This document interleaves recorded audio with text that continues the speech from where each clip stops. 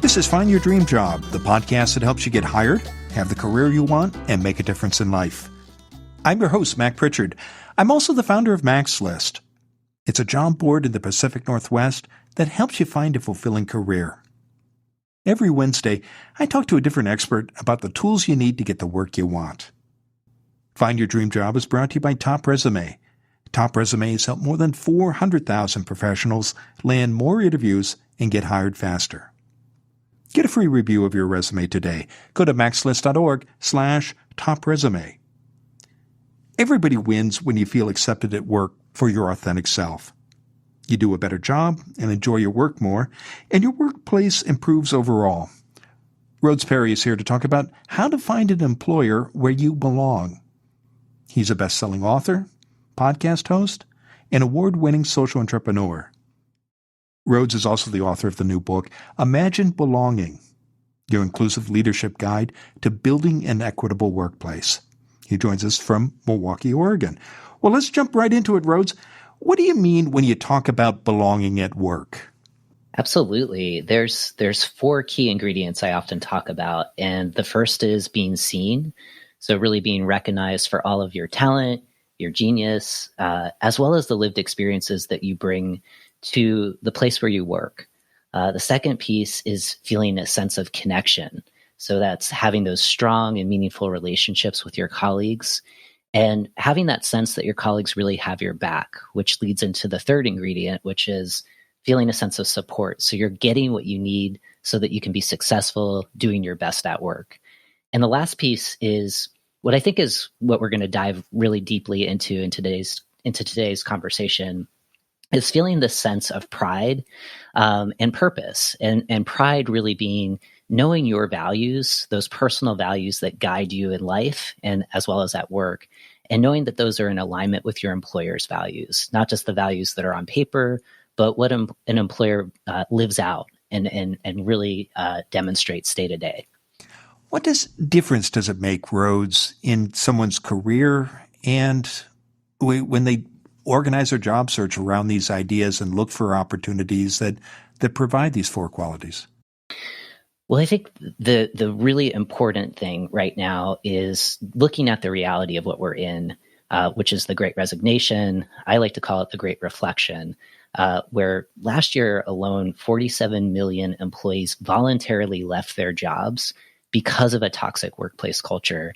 And when you dive deeper into that toxic workplace culture feeds into the cost of not feeling that sense of belonging. So many employees feeling invisible, unrecognized in the work that they do day to day, feeling disconnected, discouraged, and even shame for feeling those subtle acts of exclusion.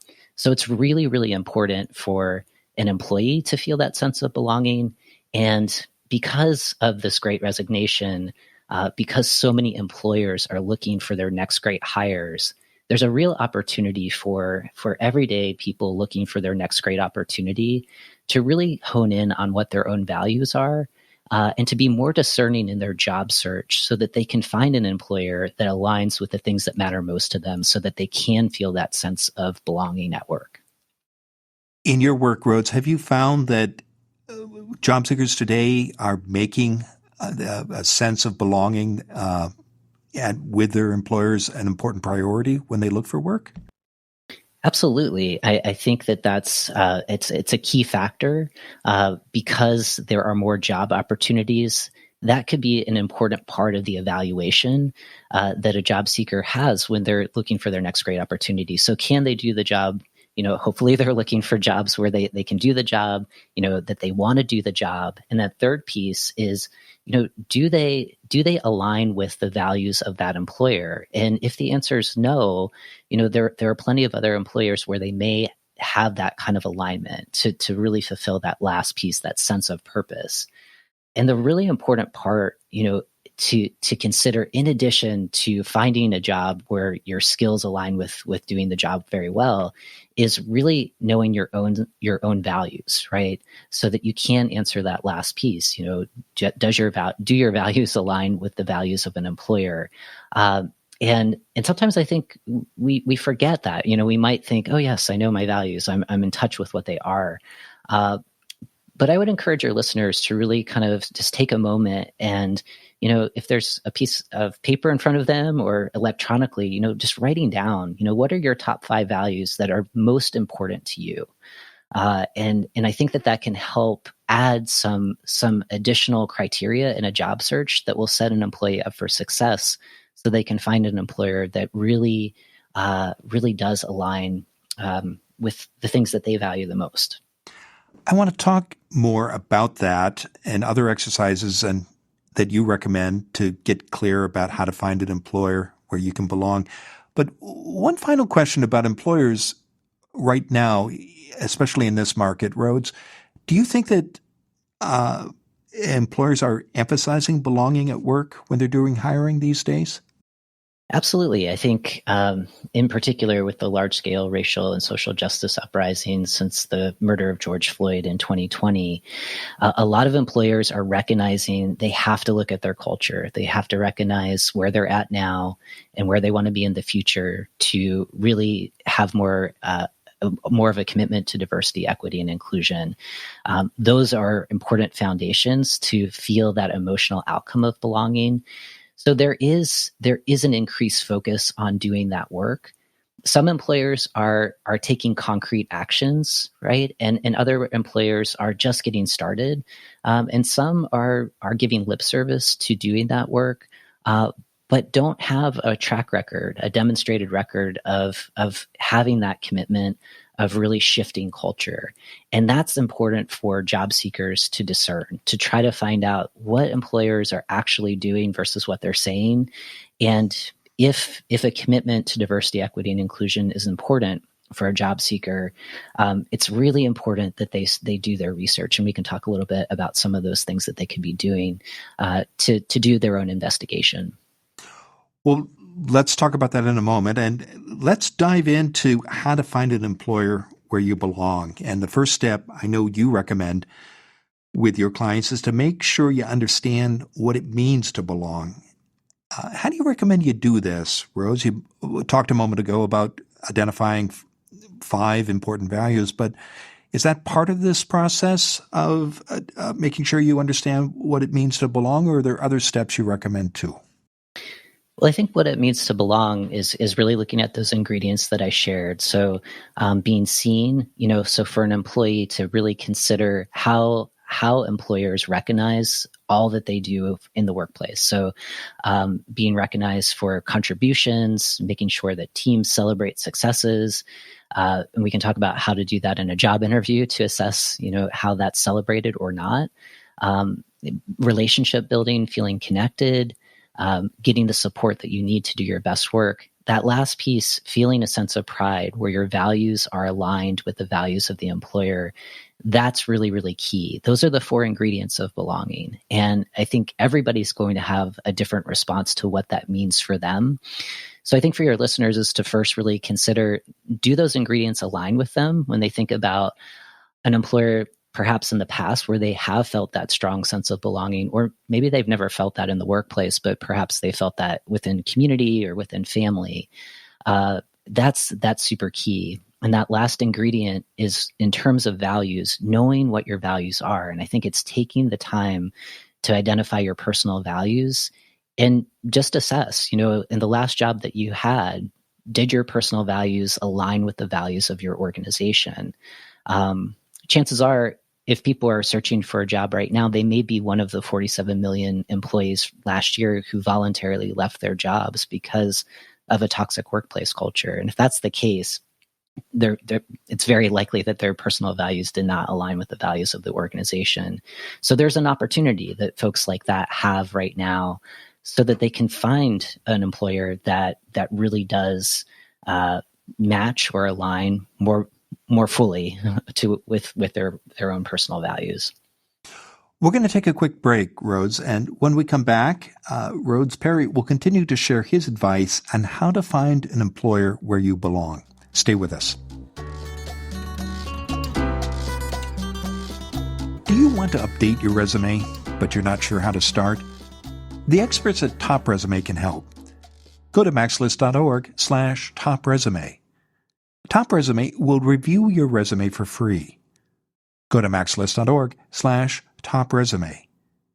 Find out how you can fix your resume on your own. And if you don't want to rewrite your resume yourself, you can hire Top Resume to do it for you. Go to maxlist.org/top resume.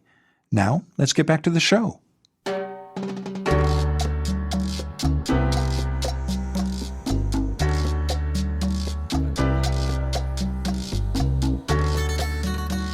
We're back in the Max List studio.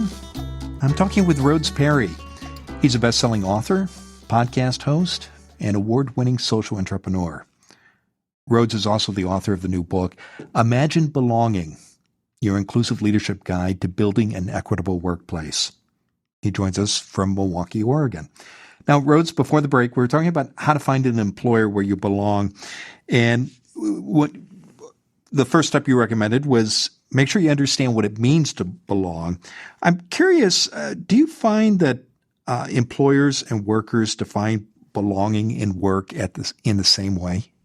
I think both employers and employees are similar to kind of diversity, equity, and inclusion. If you had a group of, say, 40 people in the same room, there would be wildly different definitions. I find it helpful to use the Center for Talent and Innovation. They renamed themselves CoQual, using their definition. Those 4 ingredients that we've already discussed. I find that that's really helpful to share with people, to have common language around belonging, to level set, to make sure that we're on the same page, and people typically can relate to that. The research that's been done, and this was a report that was done in 2019. It's called The Power of Belonging at Work. That research is helpful because it's the sample size is very, very large. It's statistically significant, and it pulls together those different definitions to try to have that kind of shared understanding of belonging. I think starting there is really key. And it's helpful for organizations to think about what are the foundations to have this emotional outcome, right? A lot of times colleagues in my field talk about belonging as kind of this holy grail, something that feels elusive, but it's something important that we orient to. And in order to get there, we have to feel a sense of psychological safety and trust with our colleagues. And psychological safety is simply that definition of being able to take an interpersonal risk without fear of negative consequence. And that's super, super important in the workplace, knowing that you can admit to a mistake when you make one, knowing that you can offer constructive feedback when you have it. And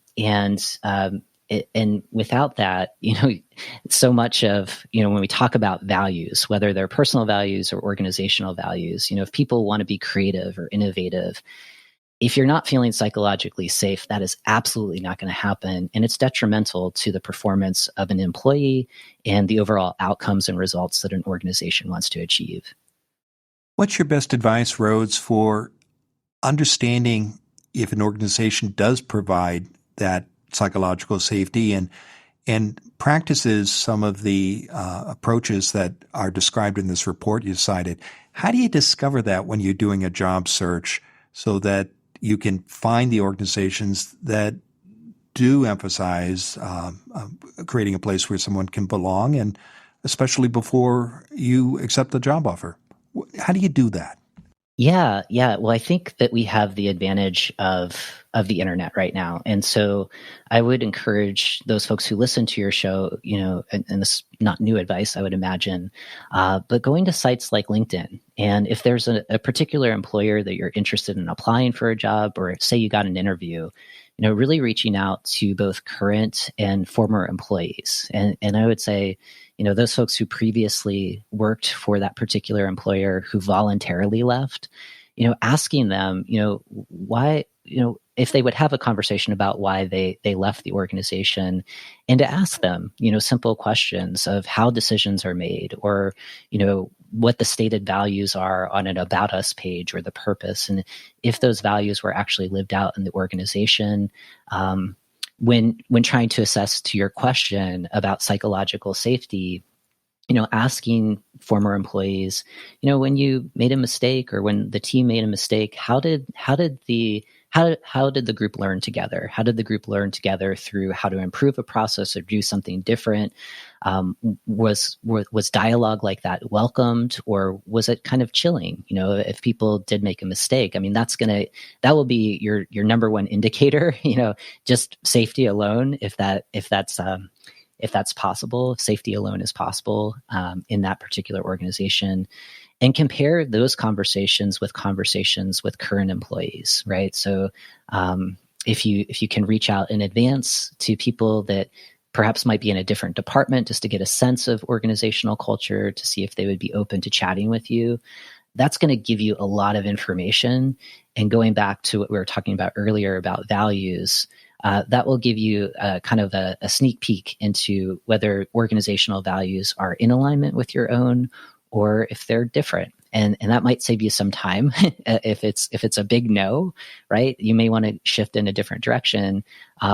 If it's breadcrumbs that kind of indicate, maybe this is a good place to continue pursuing an interview, or to go to the next interview, or to accept that offer, that those kind of conversations are really key.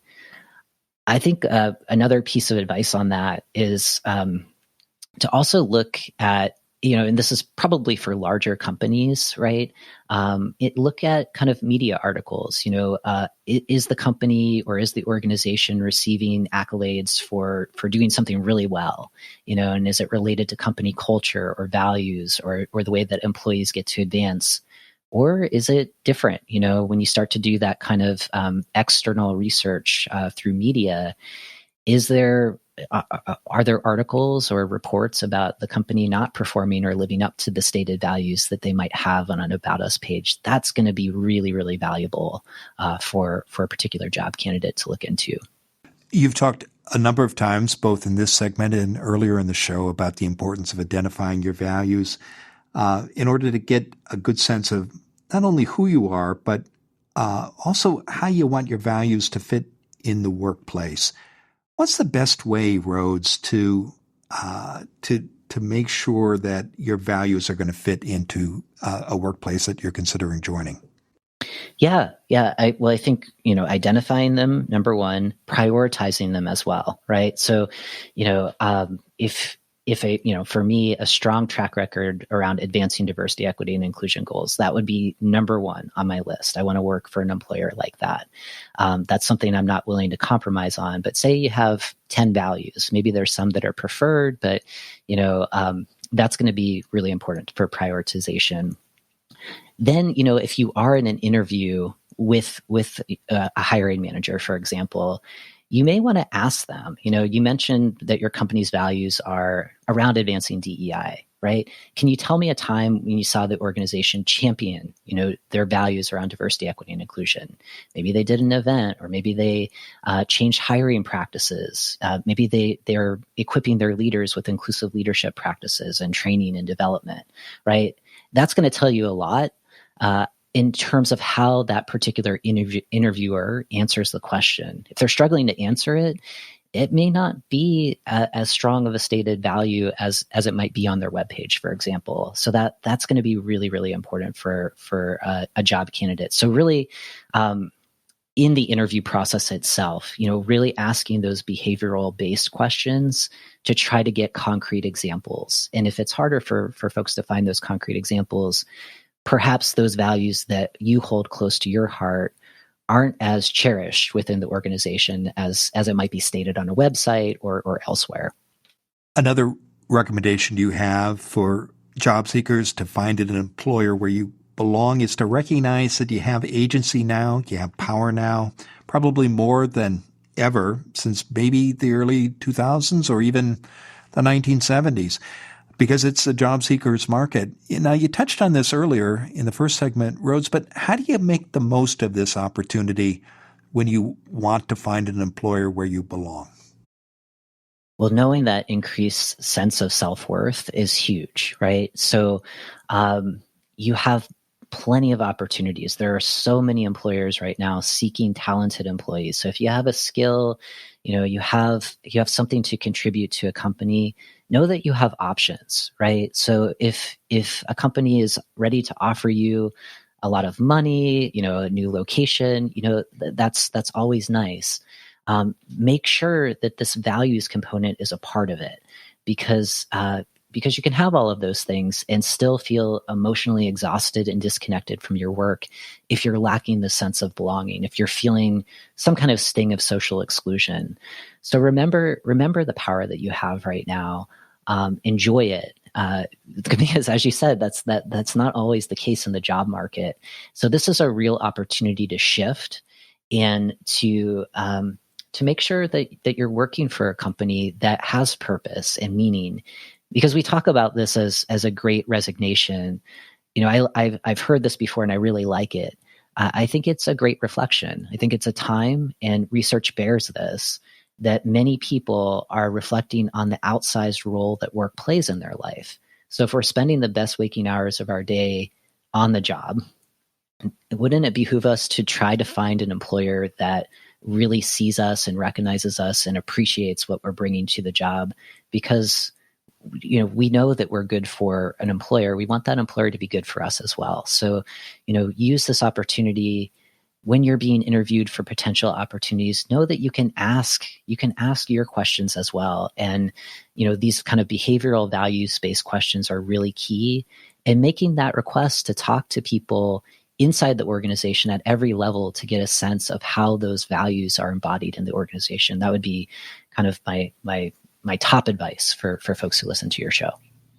Well, it's been a great conversation, Rhodes. Now, tell us, what's next for you? Yeah, what's next for me?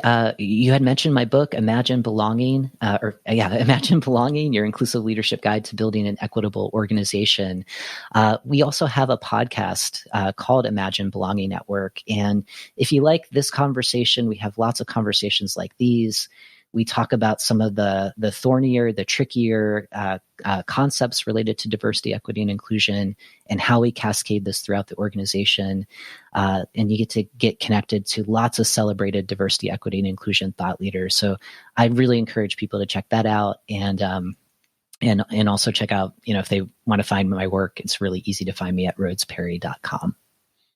We'll be sure to include that URL, rhodesperry.com, in our newsletter and the website article about this show. Now, Rhodes, given all the useful tips you've shared today, what's the one thing you want a listener to remember about how to find an employer where you belong? Know your values and know your worth.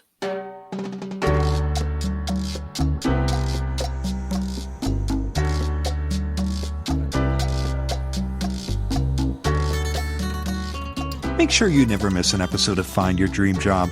Subscribe to our free podcast newsletter. You'll get information about our guests and transcripts of every show. Go to maxlist.org/newsletters. Again, that's maxlist.org/newsletters. Next week, our guest will be Jillian Williams. She's the president and founder of Monday Talent, a national recruitment firm. Jillian's company has a deep commitment to diversity, equity, and inclusion, and serves people in marketing, communications, and creative services. You see a job that excites you. While it's not in your current field, you know you could do the work if given a chance. Join us next Wednesday when Jillian Williams and I talk about how to get your foot in the door when you don't have the right experience. Until next time, thanks for letting us help you find your dream job. This show is produced by MaxList. Susan Thornton Huff schedules our guests and writes our newsletter. Lisa Kissel and Barry Anderson manages our social media. Our sound engineer is Matt Fiorillo. Ryan Morrison at Podfly Productions edits the show. Dawn Mole creates our transcripts. And our music is by Freddie Trujillo. This is Mac Pritchard. See you next week.